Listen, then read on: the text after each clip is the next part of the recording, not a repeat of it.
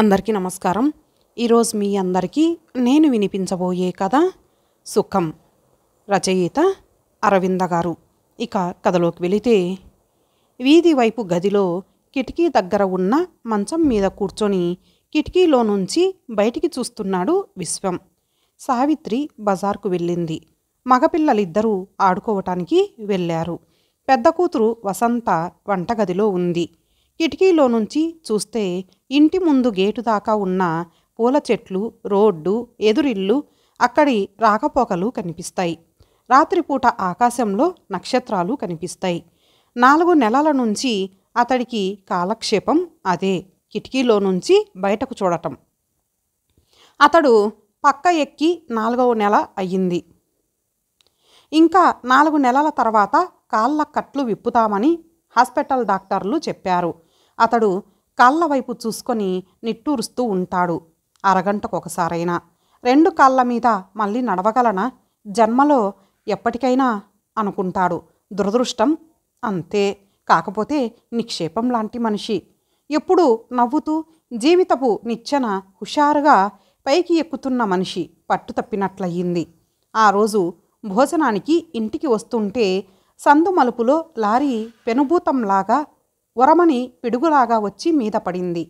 సైకిల్ని గుద్దేసింది. Cycle మీద నుంచి దూకేశాడు కనుక ప్రాణం దక్కింది. 2 కాళ్ళు విరిగాయి. తెలివి వచ్చేసరికి హాస్పిటల్లో కట్లతో ఉన్నాడు. తన దగ్గరగా నిలబడి ఏడుస్తూ ఉంది సావిత్రి. తన చూపు ఆమె మీద పడగానే అంత ఏడుపులోనూ మెరుపులాంటి ఆనందం తొనికింది సావిత్రి మొహంలో. భర్త బతికాడని సంతోషం కాబోలు, గుడ్డిలో మెల్ల అని తృప్తి కాబోలు. ఆ రోజు నుంచి బతుకు మారిపోయింది.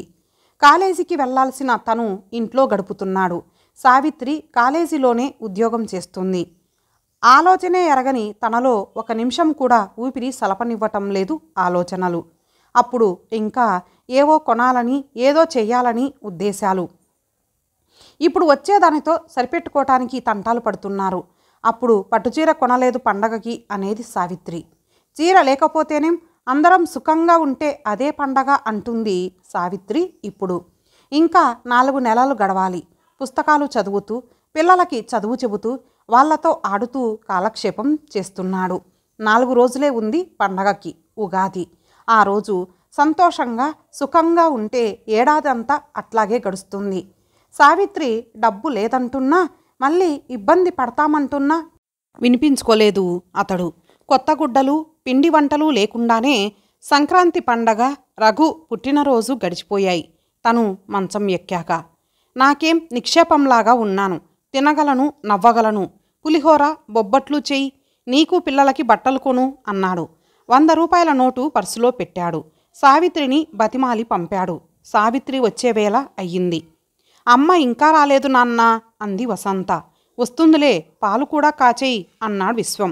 పొంగాయి దింపేశాను అని అక్కడే చదువుకుంటూ కూర్చుంది వసంత. ఇంకా నయమే, 3 పిల్లలు. ఈ అవస్థకి తోడు 6 7 ఉంటే ఏమయ్యేది? సావిత్రి వలన అవుతుందా ఆ సంసారం ఈదటం? తన సంగతి తెలియగానే తమ్ముడు వచ్చాడు. అత్తగారు, బావమర్ది వచ్చారు. బావమర్ది సావిత్రి చేతిలో 100 పెట్టి వెళ్ళాడు. 2 వారాలుండి సెలవు లేదని తమ్ముడు వెళ్ళిపోయాడు. 1 నెల సాయపడి అత్తగారు వెళ్ళిపోయింది. తనని చూడటానికి వచ్చిన ప్రిన్సిపాల్ జాలిపడి సావిత్రికి కాలేజీలో ట్యూటర్గా పని ఇచ్చారు. సావిత్రి జీతం, తనకి వచ్చే సగం జీతంతో సంసారం గడుస్తోంది ఇప్పుడు. ఎప్పుడైనా వసంతని వంట చెయ్యమంటే సావిత్రికి కోపం వచ్చేది. నేను లేకపోతే మీరు దానికి చదువు మాన్పించి వంట చేయించుకు తినేటట్లున్నారు, నేను దానికి ఒప్పుకోను, ఆడపిల్లలు కూడా చదువుకోవాల్సిందే అని దెబ్బలాడేది. భార్యాభర్తల్లో ఒకరు ఉద్యోగం, ఒకరు వంట చేసుకుంటే హాయి, ఆడపిల్లకి చదువెందుకు అని నవ్వేవాడు తను. నేను ఒకవేళ చస్తే ఇది మాత్రం గుర్తుపెట్టుకోండి, వసుకి BA చదివించి పెళ్లి చేయాలి, ఇది ఒక్కటే నేను కోరే కోరిక అనేది సావిత్రి. చదువుకున్నదవటం వల్లనే ఇప్పుడు సావిత్రి ఆదుకుంది, ఉద్యోగం చేస్తుంది, వసు చేత వంట కూడా చేయిస్తుంది సావిత్రి. ఇటువంటి భార్య ఉంటే పర్వాలేదు, ఎట్లాగైనా బతికేయవచ్చు. ఇది వరకు మీరంత సంపాదిస్తున్నా తృప్తి ఉండేది కాదు. స్కూటర్ కొనాలని, పట్టుచీరలు, నగలు కొనాలని, ప్రెషర్ కుక్కర్, సోఫాలు కొనాలని కోరికగా ఉండేది. అందరికీ అన్నీ ఉన్నాయి.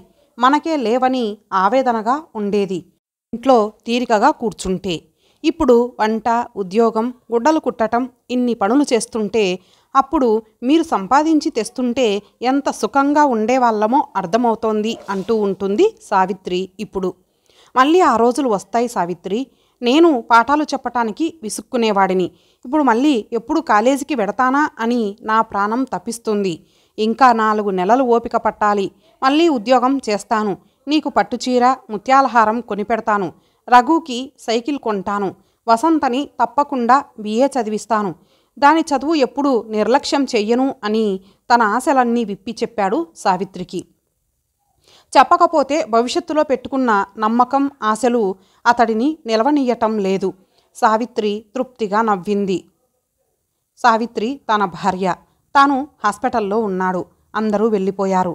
రోజు 2 పూటలు క్యారేజీ పట్టుకొని 1/2 మైలు దూరం నడిచి అన్నం తెచ్చేది.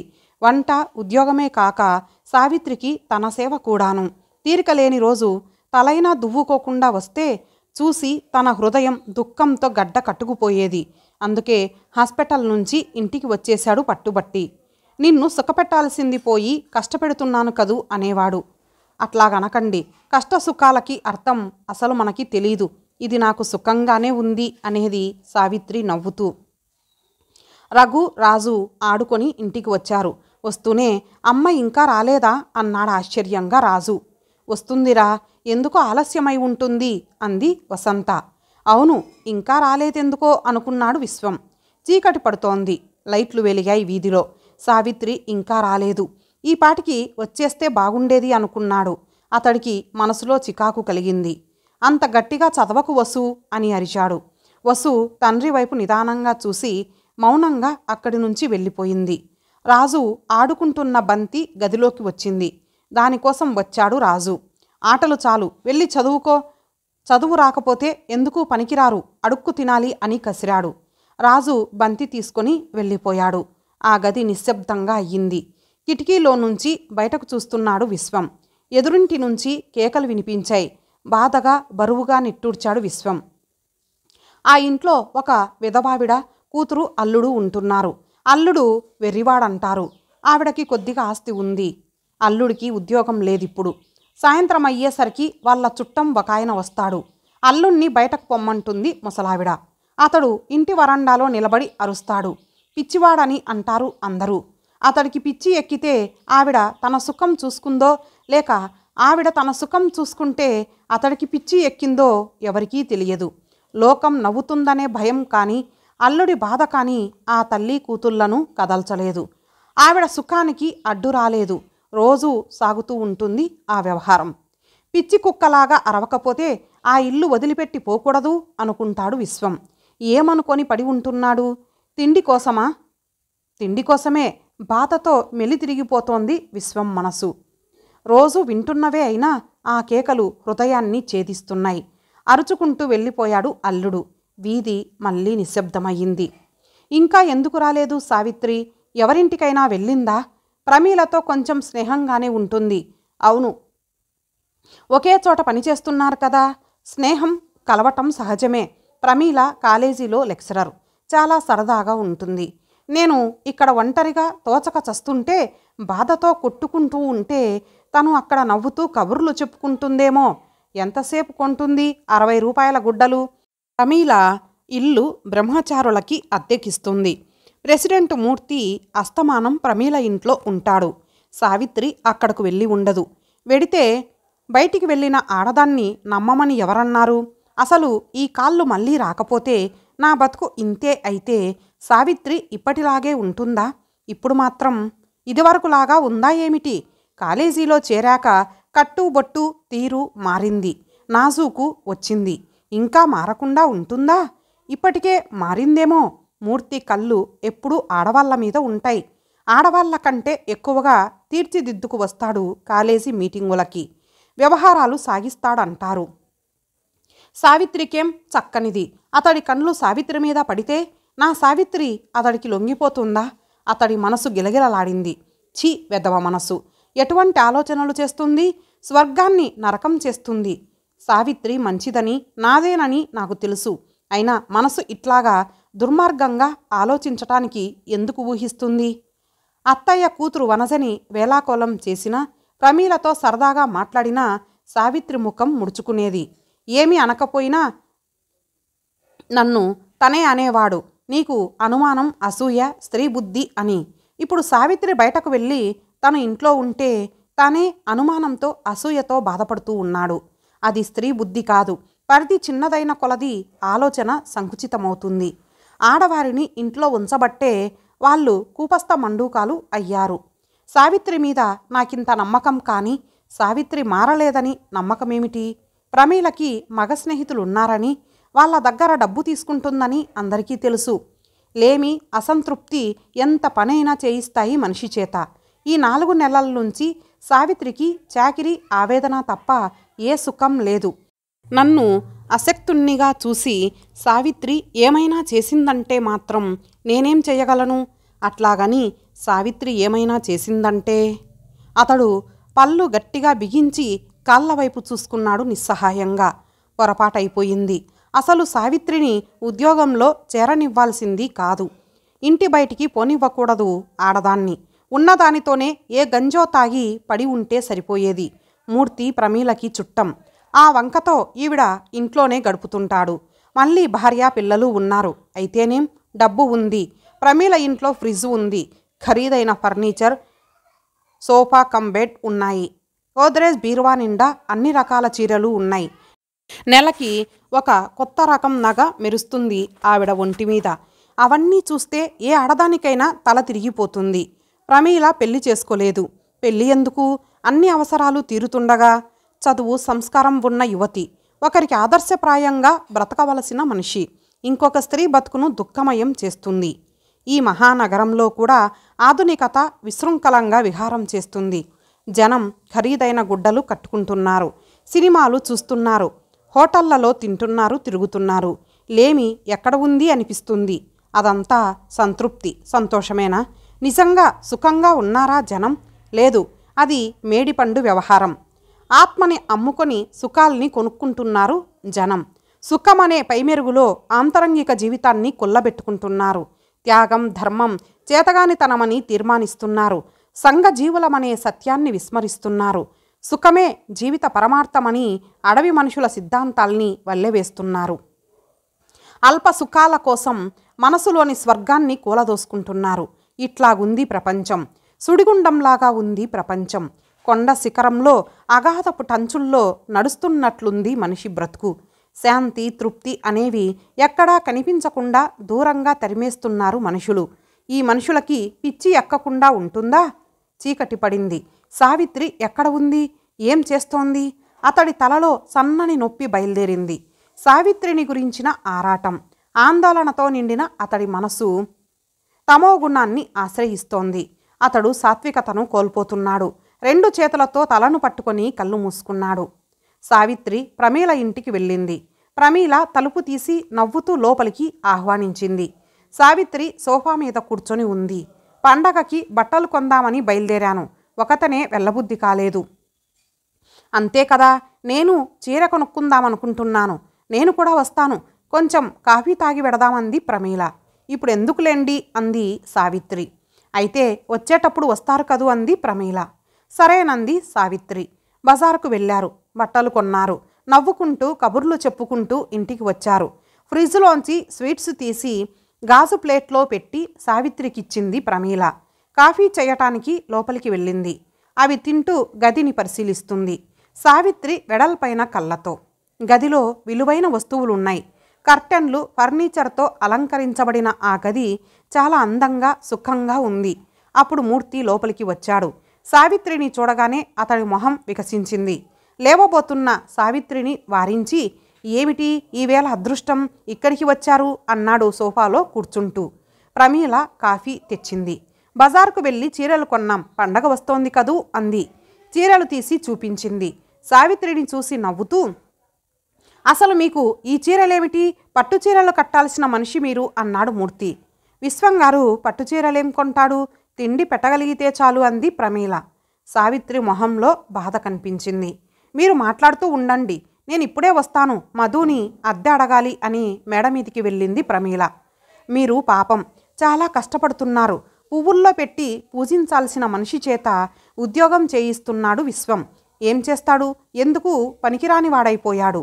అది అతడి దౌర్భాగ్యం. అందుకని ఏడుస్తూ ఇంట్లో కూర్చుంటే మీకు ఇంకా బాధగా ఉంటుంది. మంచి పని చేశారు. అప్పుడప్పుడు వస్తూ ఉండండి ప్రమీల దగ్గరికి. బాధలందరికీ ఉంటాయి. అవి మరచిపోవాలంటే మధ్యలో కులాసాగా కాలక్షేపం చేస్తుండాలి. కోరికల్ని అణచుకుంటే జీవితం మీద అసహ్యం పుడుతుంది. సావిత్రి లేచి ఇంక వెళ్ళాలి అంది. అప్పుడే వెళ్ళి ఏం చేస్తారు? కూర్చోండి, కొంపేమీ మునిగిపోదు, ఎప్పుడూ ఉండేదే కదూ అన్నాడు చనువుగా నవ్వుతూ. సావిత్రికి ఏం చెయ్యాలో తోచటం లేదు. మళ్ళీ కూర్చుంది. మిమ్మల్ని చూస్తే పెళ్ళయిందని, 3 పిల్లల తల్లి అని ఎవరూ అనుకోరు. మీ ముందు ప్రమీల కూడా అందగత్తె అనిపించదు. మిమ్మల్ని చూసినప్పుడు విశ్వం చాలా అదృష్టవంతుడని అనుకునేవాడిని. మీకు ఏ సుఖం లేకుండా పోయింది. కానీ మీరనుకుంటే మీకు లభించనిదేం ఉంది? అన్ని సుఖాలు సమకూరుతాయి. మీరు ఏది కోరితే అది మీ ఇంట్లో ఉంటుంది. ఉద్యోగం కూడా చెయ్యనవసరం లేదు. మీరంటే నాకంత అభిమానం, ఆకర్షణ తెలుసా? ఎందుకట్లాగా చూస్తారు? నీతి అని నీరసపు కబుర్లు చెబుతూ సుఖాల్ని వదులుకోవటం బుద్ధి తక్కువ పని. అసలు సుఖం అందుబాటులో లేని వాళ్ళు చెబుతారు నీతులు. మీరే చెప్పండి. మీకు సుఖంగా ఉండాలని ఉండదు? హాయిగా అన్నీ అనుభవించాలని ఉండదు? ఉంటుంది. సావిత్రి కళ్ళలోకి కాంక్షతో చూస్తూ అన్నాడు మూర్తి. సావిత్రి కంపిస్తూ కళ్ళు వాల్చుకుంది. సావిత్రి భుజం మీద చేయి వేసి సావిత్రి అంటూ మత్తుగా కనులు అరమూసుకున్నాడు మూర్తి. చీకటి గాఢాంధకారమవుతుంటే ఇంటికి వచ్చింది సావిత్రి. సరాసరి విశ్వం గదిలోకి వచ్చింది. పిల్లలు తల్లి కోసం ఎదురుచూసి అక్కడే పడుకొని నిద్రపోతున్నారు. సావిత్రి అతడి దగ్గరకు వచ్చింది. తల రేగి ఉంది. బొట్టు చెరిగి ఉంది. కళ్ళు గాజు కళ్ళలా ఉన్నాయి. పెదవుల మీద చిరునవ్వు ఉంది. వేశ్య ముఖం మీద వేలాడే నవ్వు. విషం అద్దిన పువ్వు. తనని మరిపించాలని ఎత్తు. ఆ నవ్వు నవ్వుతూ ఆలస్యమయ్యింది అంది. చేతిలో పెద్ద ప్యాకెట్ ఉంది. దానివైపు చూస్తున్న విశ్వం కళ్ళు నిప్పులు కక్కుతున్నాయి. మనసు బుసలు కొడుతోంది. గుండెలో రక్తం లావాలా మరిగిపోతోంది. బల్ల మీదున్న పండ్లు కోసే కత్తిని చేతిలోకి తీసుకున్నాడు. పళ్ళు బిగించి ఆలస్యమయ్యిందా అంటూ గురి చూసి సావిత్రి గుండె మీదికి విసిరాడు. ఒంటి పొరగా వేలాడుతున్న చీరలోంచి దిగబడిపోయింది రక్తం. చీరంతా నేలంతా రక్తం. సావిత్రి గట్టిగా అరిచాడు విశ్వం. సావిత్రి పలకటం లేదు. అతడి ఒళ్ళంతా చెమటలు పట్టేసింది. ఏం జరిగింది? ఏం జరగబోతోంది? ఈ పిల్లలకి తల్లి లేదు. ఎంత పని చేశావు సావిత్రి? ఎంత పని చేశాను నేను? పోలీసులు వస్తారు, నన్ను పట్టుకుపోతారు. ఈ పిల్లలకి తండ్రి కూడా ఉండడు. 2 చేతులతో కళ్ళు మూసుకున్నాడు. మనసులోంచి దుఃఖం ఆనకట్ట విరిగినట్టు పొర్లుతోంది. నాన్న, అమ్మ వచ్చింది, ఏడుస్తోంది. వసంత గదిగుమ్మంలో నిలబడి అంది. ఉలిక్కిపడ్డాడు విశ్వం. తల పైకెత్తాడు. అమ్మా, ఏ అమ్మా అనబోయాడు. చప్పున అతడికి తెలివి వచ్చినట్లయింది. నేలమీద చూశాడు. సావిత్రి శవం లేదక్కడ. ఎంత ఘోరంగా ఊహించాడు. భ్రమలో లీనమై ఎంత చిత్తక్షోభననుభవించాడు. నరకాన్ని చూశాడు. సావిత్రి వచ్చింది. ఏడుస్తుందా? ఎందుకేడుస్తుంది? అతడి బ్రుకుటి ముడిపడింది. వచ్చిందా? అక్కడ ఏం చేస్తోంది? ఇటు రమ్మను అన్నాడు. సావిత్రి లోపలికి వచ్చి నించుంది. మొహమంతా పాలిపోయి ఉంది. కళ్ళు ఏడ్చినట్లుగా ఉన్నాయి. మీరంతా అవతలికి పోండి గర్జించాడు విశ్వం. సావిత్రి వెనక నిలబడిన పిల్లల్ని చూసి, పిల్లలు తండ్రిని విచిత్రంగా చూసి బయటికి వెళ్ళారు. అతడు సావిత్రిని నఖసిక్క పర్యంతం పరిశీలించి ఏమయ్యింది? ఎందుకా ఏడుపు అన్నాడు నిర్దాక్షిణ్యంగా. అతడి చూపుల్లో అసహ్యం నిండి పొర్లిపోతోంది. సావిత్రి అతడికి దగ్గరగా వెళ్ళింది. దురదృష్టవంతుల్ని ఎక్కడికి వెళ్ళినా అది వెంటాడుతూ ఉంటుంది. వద్దంటే వినలేదు మీరు. 100 రూపాయలు ఇచ్చారు. గుడ్డలు చూస్తున్నాను. చాలామంది ఉన్నారు షాపులో. పర్సు చేతిలోదే జారిపోయిందో ఎవరైనా తీశారో తెలియలేదు. అంతమందిలో ఎవరిని అడగను? అంతా నా బుద్ధి తక్కువ, అజాగ్రత్త. 100 రూపాయలు పోయాయి. గుడ్డలు అక్కడే వదిలేశాను. ఇంటికి రాబుద్ధి కాలేదు. ఎన్ని అవసరాలు తీరేవి? ఎన్ని మందులు పండ్లు వచ్చేవి? పిల్లలు ఏమడిగినా కొనటం లేదు. ఎందుకు కాకుండా మట్టిలో ఒలికిన పాలైపోయింది. వెధవ పని చేశాక ఎంత ఏడిచి ఏం లాభం? మీ మొహం చూడటానికి కూడా మనసు ఒప్పలేదు. 100 రూపాయలు ఎక్కడ నుంచి ఎట్లా తేగలను? ఎన్నో ఆలోచనలు వచ్చాయి. ప్రమీలని అప్పు అడిగి మెల్లిగా తీర్చేద్దామనుకున్నాను. అడగలేదు. ఇంతవరకు గుడిలో కూర్చొని ఉత్త చేతులతో ఇంటికి వచ్చాను. మరి మీ దగ్గరికి రాక ఎక్కడికి పోతాను నేను అంది. విశ్వం చటుక్కున సావిత్రిని తన పక్కలోకి లాక్కున్నాడు. నువ్వు వచ్చావు చాలు సావిత్రి. అవును, ఎక్కడికి పోతావు అన్నాడు వెర్రిగా. సావిత్రి విచిత్రంగా చూసింది అతడి వైపు. డబ్బు పోయి తను బాధపడుతుంటే ఏదో పెన్నిది దొరికినట్లు, స్వర్గంలో ఉన్నట్లు మాట్లాడుతున్నాడతడు. ఏమిటంటున్నారు అంది అతడిని చూస్తూ. విశ్వం నవ్వాడు. 100 రూపాయలు పోయాయా? పోతే పోని. జీవితంలో చాలామంది చాలా పోగొట్టుకుంటూ ఉంటారు. వాటికి విలువ కట్టలేము. వాళ్ళకి వాటి విలువ తెలీదు కూడా. 100 రూపాయలు ఒక లెక్క. నాకు నువ్వు ఉన్నావు చాలు సావిత్రి. 4 నెలల్లో కట్లు విప్పుతారు. నేను ఉద్యోగం చేస్తాను. మళ్ళీ మనకి డబ్బు వస్తుంది. నీకు పిల్లలకి కావలసినవన్నీ గుడ్డలు కొంటాను. మళ్ళీ పండగలు వస్తాయి. నువ్వు ఉంటే అన్నీ వస్తాయి సావిత్రి అన్నాడు. పోయిన స్వర్గం చేతులకందినట్లు ఉంది. సుఖంగా ఉంది అతడికి. ఇంతటితో ఈ కథ సమాప్తం. మరలా ఒక మంచి కథతో కలుద్దాం. అంతవరకు సెలవు. నమస్తే.